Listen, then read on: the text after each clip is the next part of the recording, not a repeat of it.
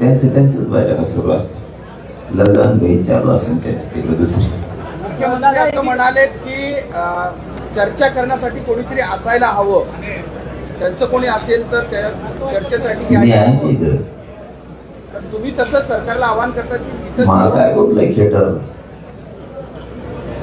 नाही, सरकार म्हणतं की कोणीतरी चर्चेला यायला हवं, बोलायला हवं, सांगायला हवं असं म्हणतात. आणि तुमचे काय पायामुळे आहे काय?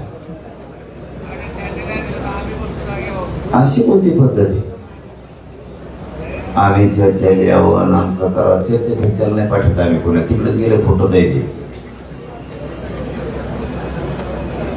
तुम्हाला यायला काय झालं चर्चेला? तुम्ही चर्चेला या ना. बाकीचे मंत्री, बाकीचे चर्चा करणारे 500-500 किलोमीटर येते. तुम्हाला इथं 100-150 मीटरवर येता येत नाही का? बहाणेबाजी नका करू. तुमच्या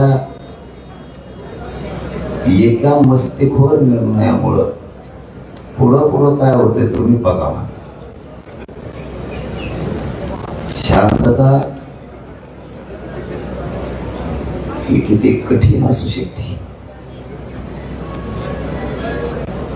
शांततेत लोकांचे घेतलेले बळी